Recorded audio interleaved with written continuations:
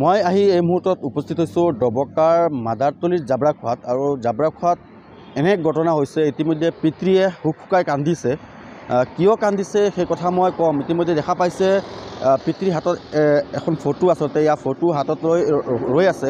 কাৰণটো কি কিহৰ কাৰণে আজি পিতৃয়ে হুক হুকাই কান্দিব লগা হৈছে আচলতে তেওঁৰ এগৰাকী সন্তান 25 বছৰ বয়স আৰু কিছু পৰিমাণে যদি তেওঁ মানসিকভাৱে বিকাৰগ্ৰস্ত কিন্তু বাকি প্ৰায় কথা বুজি পায় কিন্তু এই ল'ৰাজন ইতিমধ্যে নাইকিয়া হৈছে নিৰুদ্দেশ হৈছে ডবকা জাবৰাখোৱাৰ পৰা আৰু ইতিমধ্যে আমাক অৱগত কৰাৰ পিছতে আমি আহি উপস্থিত হৈছোঁ আৰু ঘটনাৰ সন্দৰ্ভত ডবকা আৰক্ষীক তেওঁলোকে অৱগত কৰিছে আৰু পূৰ্বেও এবাৰ হেৰাইছিলে অৱশেষত তেওঁলোকে বিচাৰি পাইছিলে সংবাদ মাধ্যমৰ জৰিয়তে যিসকলে ওলাই দিছে ধন্যবাদ জ্ঞাপন কৰিছোঁ আকৌ পুনৰবাৰ যাতে সকলোৱে এবাৰ সহায় সহযোগিতা কৰি তেওঁৰ সন্তানটো যাতে ওলাই দিয়ে তেওঁৰ যিগৰাকী সন্তান সেই সন্তানগৰাকী ইতিমধ্যে তেওঁ জানিব দিয়া মতে পূৰ্বতে মেণ্টেল হস্পিটেল অৰ্থাৎ যি তেজপুৰ হস্পিটেল আছে মানসিক যি চিকিৎসা কৰে সেই হস্পিটেলত আচলতে লৈ গৈছিলে আৰু সেইখিনি স্থান আচলতে ল'ৰাজনে চিনি পায়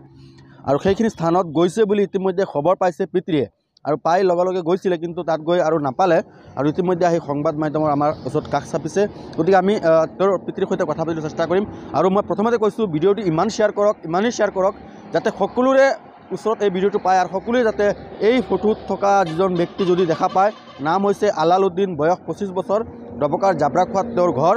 আৰু তেওঁৰ যোগাযোগ নাম্বাৰটো আমি তলফালে দি দিম যদি আপোনালোকে ক'ৰবাত দেখা পায় এই যুৱকজনক আপোনালোকে নিশ্চয় তেওঁক ফোন কৰি জনাব ইতিমধ্যে পিতৃয়ে হুক হুকাই কান্দিব লগা হৈছে মই পিতৃৰ সৈতে কথা পাতিবলৈ চেষ্টা কৰিম কি হৈছিলে আচলতে আপোনাৰ ল'ৰাজন মানে তাৰ মাথাটো অলপ মানে কেৰেকৰ নিচিনা আছে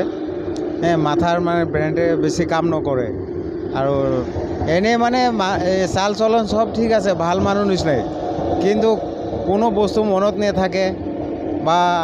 কাৰোবাৰ নাম ক'বলৈ এইটো মনত নাথাকে নিজৰ জাগাৰ নাম সুধিলেও মনত নাথাকে মানে সব পাহৰি যায় খালি এনেকৈ আৰু এনেই পাগলৰ নিচিনা পূৰা পাগলৰ নিচিনা ঘূৰি থাকিব ৰাস্তা আজি পূৰা 5 মাহমান হৈ গ'ল আৰু 5 মাহ হৈ গ'ল 5 মাহ ইমান দিন কি বিচাৰ খুচাৰ কৰিছে নেকি এইটো বিচাৰিছোঁ কেইবাৰ 3-4বাৰ তেজপুৰ যায় সব বিচাৰিলোঁ গাড়ী ৰিজাৰ্ভ কৰি তেজপুৰ যে গৈছে আপুনি কি গম পাইছিলে মই গম পাইছোঁ মানে গম পাই গৈ পোৱা নাই নেকি তাত নাই মই আইডিয়া কৰিছোঁ যে সি হ'বলা এই মেণ্টেলতে গৈছে কিয় মোক সদায় কৈ থাকে যে মোক মেণ্টেলত আকৌ লৈ যাওক 3বাৰ লৈছিলোঁ কাম নহয়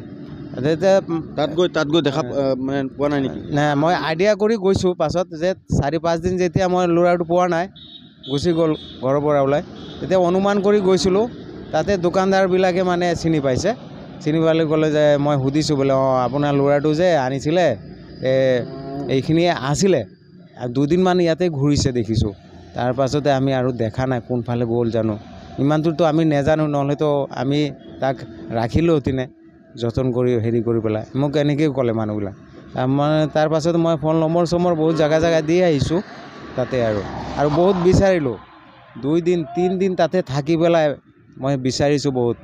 জেগাই গৈছোঁ গাড়ী টমটম লৈ পেলাই কোনো জেগাতে পোৱা নাই ল'ৰাৰ নাম কি আছিলে আলালুদ্দিন বয়স কিমান হ'ব বয়স 25 বছৰ হ'ব এই কথাটো ডবকা থানা আৰক্ষীত জনাইছে জনাইছোঁ এজাহাৰ হৈছে এজাহাৰ মানে কি অচিজাৰে ক'লে যে এই আগত এজাহাৰ এই হেৰি মেছেজ দেৱা আছে মানে এজাহাৰে এজাহাৰ দেৱা আছে আৰু মেছেজ হৈ গ'ল এতিয়া আৰু নালাগে এইখনেই হৈ যাব আৰু হ'ল এনেকৈ ক'লে মানে আপুনি গোটেইখিনি কথা ডবকা আৰক্ষীক অৱগত কৰিছে আৰু মই ইতিমধ্যে কৈ আছোঁ আপোনালোকে যিমান পাৰে বহুতে আমাৰ চেনেলৰ যোগেদি বহুতে বহুত মাকৰ সন্তান বা বহুত পিতৃৰ সন্তান উলিয়াই দিছে আৰু ইতিমধ্যে যদি পাৰে সম্ভৱতঃ হয় আপোনালোকে একোটা শ্বেয়াৰ কৰি যাব শ্বেয়াৰ কৰাৰ লগতে হয়তো আন 10জনে দেখা পাব আৰু আন 10জনে দেখাৰ ভিতৰত হয়তো কোনোবা এজনৰ হাতত সেই ব্যক্তিজন হয়তো আছে বা দেখা পাই আছে গতিকে তেওঁ হয়তো তেওঁৰ পিতৃৰ সৈতে যোগাযোগ কৰিব আৰু তেওঁৰ পিতৃ হয়তো সেই তেওঁৰ সন্তানটো ঘূৰাই পাব গতিকে আপোনালোকে যিমান পাৰে ভিডিঅ'টো শ্বেয়াৰ কৰিব